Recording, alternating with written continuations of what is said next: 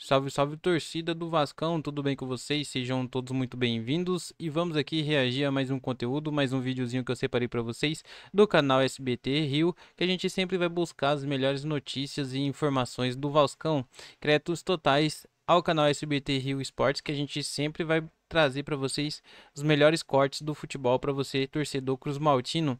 Pessoal, vou pedindo para você que ainda não é inscrito no canal, que se inscreva, dê a moralzinha naquele like e deixe o seu comentário também, que nos ajuda muito dentro da plataforma. Agora eu vou soltar o vídeo aqui para vocês acompanharem também esse cortezinho. Os times voltam a se enfrentar no próximo domingo. Um novo empate leva o Nova Iguaçu à decisão. Já o Vasco precisa da vitória para se classificar à final do Campeonato Carioca. Y vamos a pasar. Que la gente sea bien claro y que venga a la cancha porque Vasco va a llegar a la final. Porque, ¿saben por qué? Porque tiene el espíritu, tiene el compromiso. A noite que teve sofrimento terminou com os vascaínos aliviados. E esse corte do Ramon...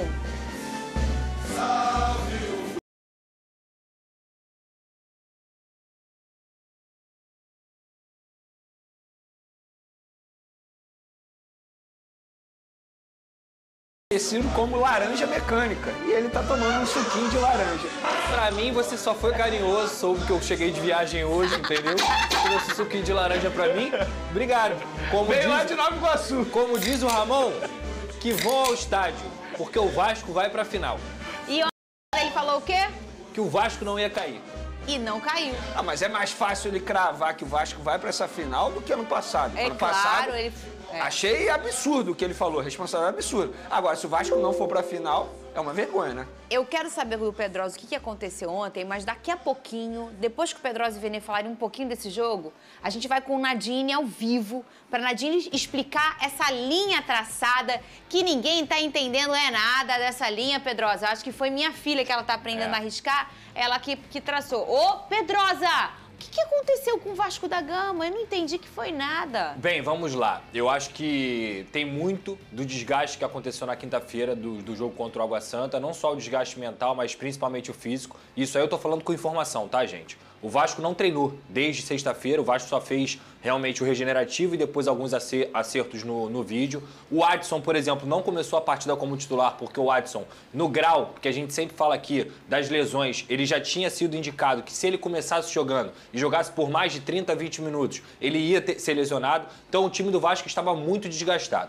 Dito isso, não justifica. O Vasco fez o pior jogo da temporada contra o Nova Iguaçu. Um Nova Iguaçu muito bom, não à toa, fez 24 pontos no Campeonato Carioca, com jogadores totalmente insinuantes, subiu. O Carlinhos é muito bom. O próprio o atleta que fez o gol, que eu esqueci o nome dele agora, Xandinho também, insinuante pelo lado direito. Porém, a forma como o Vasco jogou, vulnerável no meio de campo, me preocupa demais. O Zé Gabriel fez uma partida muito abaixo do esperado. O Galdames também não conseguiu ter esse encaixe. O Vasco não conseguia marcar na intermediária. O Vasco não pegava a segunda bola. O Vasco não conseguia fazer transição ofensiva. E tudo isso fazia a zaga ficar exposta. Então, numa zaga com 3 zagueiros, toda hora um saía para dar o combate. Quando saía para dar o combate, o Nova Iguaçu tinha espaço. Ou finalizava de fora da área, ou conseguia achar um passe para poder finalizar na cara do Léo Jardim. Léo Jardim, inclusive, que hoje é o melhor goleiro do Brasil. Eu não tenho dúvida disso. É um jogador que vem atuando em alto nível de seleção brasileira desde o ano passado. E ele salvou o Vasco da Gama de levar uma goleada no primeiro tempo e também no segundo tempo.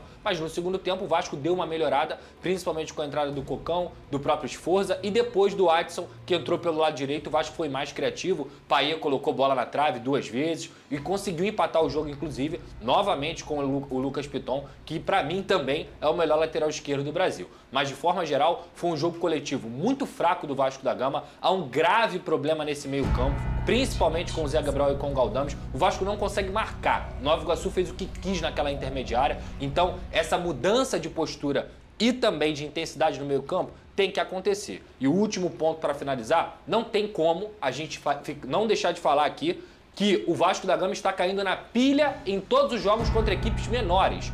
Foi assim contra o Água Santa, caiu na pilha contra o Nova Iguaçu, então tá se desestabilizando mentalmente e isso não pode acontecer. Dito isso, Domingo que vem, acredito muito que o Vasco vai passar. A gente não pode, de forma alguma, apagar e nem esquecer o que é o Ramon Dias e muito menos desse grupo. Esse grupo ele merece ser muito mais, ter depósitos de confiança, ele merece muito mais a confiança do torcedor do que esse desgaste. O grupo tem que ser apoiado e o técnico também. O Vasco da Gama vai para a final do Carioca. Já a Vene Casagrande vai falar ao lado do Nova Iguaçu, porque a gente também está cobrando o Vasco como se do lado de lá não existisse ninguém. Existe uma outra equipe muito bem treinada e o Vene já vai falar sobre isso.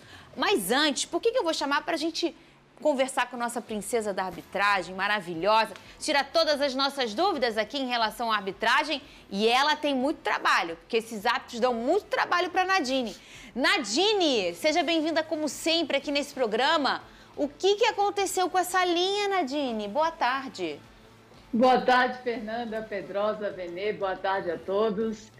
Os lances polêmicos em relação à arbitragem continuam. E essa linha não é nada esclarecedora. Muitas pessoas reclamando de como foi traçada essa linha. Primeiro começou com o assistente marcando o impedimento antes da conclusão da jogada, mas para lembrar que o assistente em campo, ele marca o impedimento. Então ele marca que o jogador do Nova Iguaçu está adiantado. Para mudar a decisão, o árbitro de vídeo ele precisa traçar as linhas e ter uma imagem conclusiva do ponto de referência de onde ele está traçando essas linhas, que, na minha opinião, é o que gerou a polêmica e muitas reclamações. Porque, analisando essa imagem, na minha opinião, o último ponto de referência que deveria ser traçado a linha é ali no quadril do João Vitor, ou melhor dizendo, na bunda do João Vitor, realmente, ou no ombro ou no joelho do atacante. Então, a dúvida seria essa. Como é uma linha que precisa ser vertical, que a linha tracejada, que a gente costuma ver no Campeonato Brasileiro, a linha vermelha do atacante, a linha azul do defensor. Como a última parte do corpo dos dois jogadores, ela não está projetada no chão, que não seria o pé, precisaria daquela linha vertical para saber realmente qual é a última parte do jogador. E, na minha opinião, seria ali o quadril do João Vitor e não o calcanhar, como a FERJ divulgou, dizendo que a linha foi traçada corretamente, no calcanhar do defensor do Vasco. E para ser no calcanhar, a linha teria que estar tocando no pé, já que não teria a linha vertical, então não teria o ângulo da paralaxe, que ficaria um pouco mais afastada do corpo. Se é o pé, ela teria que estar tocando no pé. Aí que gera a dúvida, e eu acho que a FERJ ela tem que divulgar como foram feitas essas linhas, justamente pela transparência e até pela credibilidade do campeonato, já que tivemos muitas polêmicas envolvendo a arbitragem. Eles apenas soltaram uma nota dizendo que a linha foi traçada no calcanhar. Isso foi traçado no calcanhar, na minha opinião, o calcanhar está no chão, está tocando no chão, então essa linha teria que estar próxima do calcanhar e não tão afastada ali com o gramado aparecendo.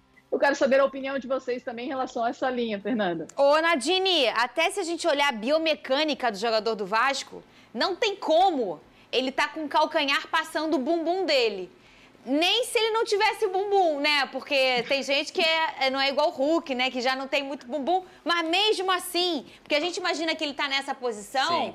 E geralmente o seu quadril vai encaixar e o seu quadril vai passar, o bumbum vai passar a ponta do seu calcanhar.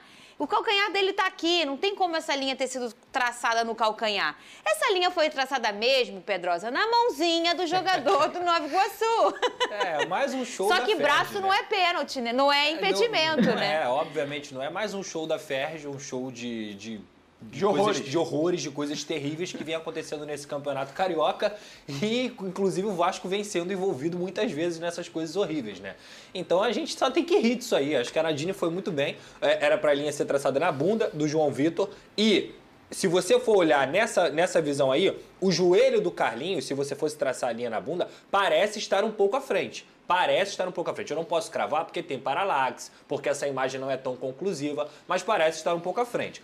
Isso, repito aqui, não apaga de jeito nenhum a atuação ruim que o Vasco teve. Não dá para apagar. Agora, mais uma vez eu vou falar do que eu venho falando aqui. A FERJ tem árbitros armadores. A FERJ organiza o campeonato de uma forma ridícula. E essa linha traçada dessa forma, com 3, 4 caras que estão no monitor, que tem condições de um falar pro outro, pô, não traça no braço não, isso é ridículo, gente. Isso é ridículo. Como é que o cara traça a linha no braço? Isso é um absurdo. Me perdoa que eu tô comendo pouco carboidrato. Era pra eu te passar essa pergunta que você não falou ainda. Eu quero saber de boa, você. Cara, O que é que você acha, Vene? Até porque eu odeio falar sobre arbitragem, é um negócio chataço de falar. Toda vez que a gente vai falar de arbitragem é para reclamar da péssima arbitragem envolvendo o futebol carioca. A gente teve no Fla-Flu que mesmo o Flamengo ganhando, um dirigente do Flamengo foi lá dar uma entrevista e reclamar da arbitragem de maneira correta, porque você não pode só reclamar quando você perde. Sim. Tem que reclamar também quando ganha, porque senão nunca vai melhorar. E o que me chama mais atenção é a FERJ divulgar uma nota e dizer que eles estão certos, sendo que eles não estão certos. Como a própria Nadine disse aqui, Nadine entende pra caramba. Então, assim, não dá mais pra gente ficar perdendo tempo, entre aspas, falando de arbitragem. Porque é péssimo, toda hora é isso. Se eles não fizerem uma autoavaliação e entenderem que eles precisam melhorar, eles não vão melhorar. Na cabeça deles, eles acertaram mais uma vez. Só que tá nítido que eles erraram. Eles erraram e erraram feio. E esse lance pode decidir a vida do Vasco no Campeonato Carioca. Então, assim, mais uma vez, a gente está aqui criticando a péssima arbitragem do futebol carioca. Eu acho que se o João Vitor tivesse menos popô GG, estava impedido. Mas eu acho que não estava impedido. Mas é uma opinião minha. Agora, ô Nadine, tira uma dúvida pro povo, é o seguinte. Desde que chegou o VAR, tem aquela questão que o Bandeira, ele tem ou não que esperar a jogada acontecer para levantar a bandeira? Como é que isso funciona na regra mesmo? O protocolo fala que ele precisa, em lances ajustados, que seria o caso desse lance, um lance onde os jogadores estão muito próximos, de ele deixar concluir a jogada para depois levantar a bandeira. No momento em que a bola toca na trave, eu não sei se ele achou que a bola iria entrar no gol, ele acabou levantando a bandeira. A gente chama de bandeira nervosa pelo fato de ele se precipitar e levantar a bandeira antes da conclusão. No momento que ela toca na trave, ele levanta a bandeira. Então, não concluiu a jogada ali porque tinham mais jogadores com possibilidade de gol. Ele deveria ter aguardado, mas o fato do Bandeira levantar a bandeira não quer dizer que o jogo está paralisado. O que os jogadores do Vasco reclamaram, de fato, olhando para o assistente, que estava com a bandeira levantada, mas o árbitro ele teve uma sensibilidade maior de deixar a jogada concluir, ele não apita naquele momento em que o assistente levanta a bandeira. Então, o árbitro fez o procedimento correto de não apitar e deixar, sim, a conclusão da jogada, e depois que a bola tinha entrado no gol, ele apitou e ele mostra para os jogadores do Vasco que somente no apito dele, como não teve o apito, o assistente ali acabou ficando com a bandeira levantada e depois que a bola entrou no gol, aí sim o árbitro apitou para revisar a jogada, porque daí sim poderia revisar, o árbitro de vídeo poderia revisar. Caso o árbitro tivesse apitado no momento que o assistente levantou a bandeira, o jogo estaria paralisado e o impedimento teria que ser marcado. Essa é a importância do jogador conhecer a regra. Porque, às vezes, eles paralisam porque o Bandeira levantou e que se lasca o Bandeira. Se o cara não apitou, o jogo continuou. E aí, você vê uns jogadores assim pedindo coisa e a bola entrando no gol. Nadine, como sempre, maravilhosa neste programa. Sabe muito. Muito obrigada, sabe tudo, tirou todas as nossas dúvidas. E realmente a linha tava totoca da cabeça, né? Não. Botaram uma criança pra traçar a linha. Um beijo, Nadine. Então é isso, né, torcida? Venho trazer para vocês mais uma notícia.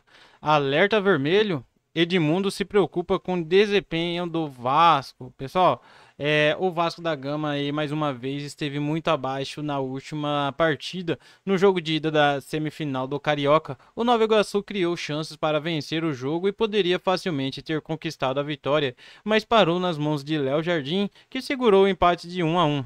O desempenho das últimas partidas também no meio de semana contra o Água Santa vem preocupando o ídolo Edmundo. O jogador não está gostando do time dentro de campo e fez duras críticas aí à postura dos atletas em seu canal do YouTube. Eu estou aí na dúvida se o Nova Iguaçu que foi ineficiente para fazer o gol ou se Léo Jardim foi brilhante. Eu acho que os dois. O Nova Iguaçu perdeu uma grande chance de golear o Vasco e confirmar sua classificação. O Vasco precisa melhorar. Os adversários vão ficando mais fortes e se você repetir essa atuação, a tendência é que você tenha problemas. Isso que provavelmente vai acontecer. Edmundo também falou que sacaria ali alguns jogadores do titular do seu exemplo, Gary Medel, que fez mais uma partida ruim nesse final de semana. Eu, por exemplo, eu não escalaria o Medel há muito tempo. Já estou muito tempo que colocaria uma zaga com João Vitor e Léo Pelé, por exemplo, ou Maicon. Adicionaria um jogador no meio campo, talvez o Esforja. É inadmissível um time com o investimento que tem, com a folha salarial que tem, jogar 2 partidas seguidas de maneiras espantosas como foram quinta-feira e ontem. Pessoal, futebol vai além das 4 linhas, extracampo também conta muito. Pessoal, então é esse cortezinho que eu queria trazer para vocês. Não se esqueça de se inscrever, deixar o seu like e o seu comentário também, que nos ajuda muito dentro da plataforma. Fiquem com Deus e até a próxima notícia.